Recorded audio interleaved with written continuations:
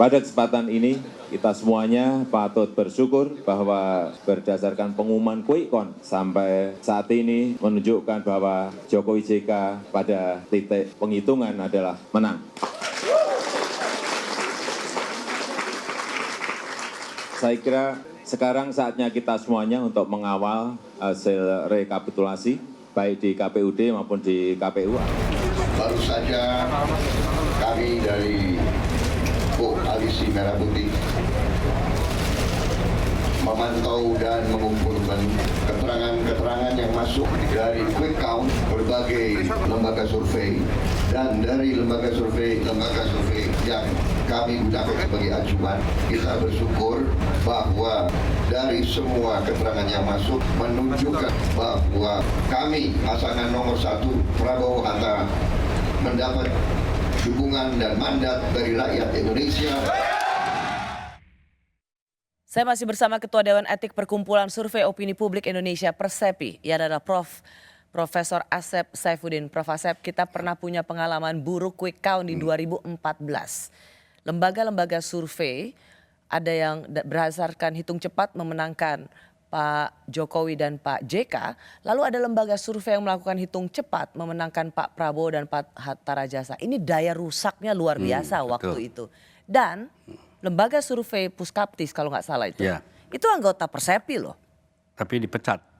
Ya tapi dia tetap aja anggota Persepi. Ya, betul, ya kan? Berarti anggota lembaga survei awalnya atau anggota Persepi tetap bisa ada yang brengsek dong. Betul, dan punya daya rusak yang luar biasa. Betul. Ya pertama tentunya quick count dari segi metode statistika itu paling mudah. Karena parameternya sudah ada di situ. Dengan demikian maka margin of error-nya dibuat sekecil mungkin dan tingkat kepercayaannya dibesarin. Nah itulah sehingga nilai yang muncul itu berbasis pada nilai contoh sampel size yang besar ya. Tapi kalau angka itu di sekitar 51, kita nggak bisa mengklaim bahwa sudah menang karena memang masalahnya di margin of error.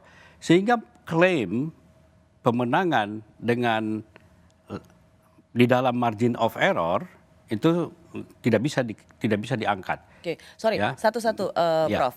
Ini untuk hitung cepat, tapi saya ingin gini, kita akan bisa punya pengalaman buruk lagi nggak bahwa ada lembaga survei yang di bawah Persepi ini punya quick count atau hitung cepat yang berbeda satu sama lainnya. Yang satu menang, yang satu putaran, yang satu 2 putaran, yang ini yang menang. Atau Anda bisa memberikan kepastian ini udah benar semua nih, lembaga surveinya udah kredibel semua, metodologinya udah bagus-bagus semua.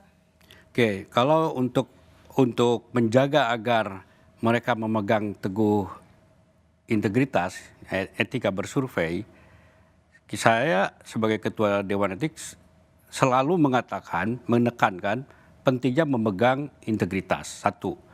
Yang kedua kejujuran, yang ketiga metodologi, jangan dipermainkan. Itu dari sekarang sudah mulai kita mengatakan itu.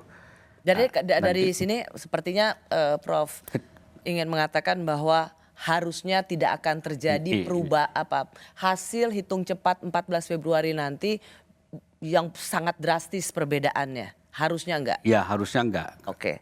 Kalaupun berbeda itu di dalam margin of error, bukan keluar dari batas. Itu penting. Jangan sampai gini Prof. Oh satu putaran yang lolos atau betul itu hitung cepat berdasarkan hitung cepat yang menang paslon tertentu, ternyata ada hitung cepat yang bilang satu putaran yang menang paslon lainnya. Wah itu bahaya. Bahaya dan masyarakat kan tidak paham detailnya kan, itu berbahaya. Menurut saya jangan ada klaim berapapun persentasenya gitu. Dari Persepi saya sudah sering katakan kalau nanti di quick count karena metodenya paling mudah, parameternya sudah ada, hati-hati. Karena kemudahan itu bisa saja membuat menjadi gampang dimanipulasi gitu. Itu tidak boleh sama sekali. Oke, Prof. Kan pada tahun 2014, 2019 yang membedakan adalah paslonnya hanya 2. Sehingga kalau lebih dari 51, 52 maka paling tidak sudah kelihatan pemenangnya meskipun itu belum bisa dianggap hasil final. Betul. Kalau dengan 3 paslon ini katakan 1 putaran, berapa minimal yang harus dimiliki oleh paslon yang menang di 1 putaran berdasarkan hitung cepat? Tadi Prof. Asep mengatakan kalau masih kisaran 50-51 jangan dideklar dulu. Gimana penjelasannya?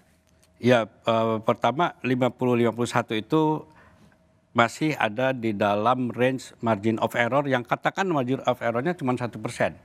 Begitu 1% masuk ke dalam angka itu kan 51 dikurangi 1 menjadi 50 ataupun bisa jadi 52. Jadi range-nya masih berubah. Maka menurut saya angka yang kalau quick count nih ya, quick count. Tapi hitung cepat itu tidak juga sebagai final sebenarnya. Hanya prediksi terhadap parameternya kan. Parameternya di KPU. Tetap saja kita tidak bisa mengatakan sudah selesai, tidak. Tapi prediksi ke situ sudah ada, tapi tidak overclaim. Termasuk juga kalau ada putaran kedua kan tadi seperti dalam rilis survei Burhanuddin Muhtadi, ia tidak dapat mendeklar atau menyatakan masuk putaran kedua apakah paslon 1 atau paslon 3 karena margin errornya begitu sangat tipis. Jadi kalau terjadi pada 14 Februari ada putaran kedua, siapa yang bersama? Katakan misalnya saat ini potret saat ini adalah paslon 02.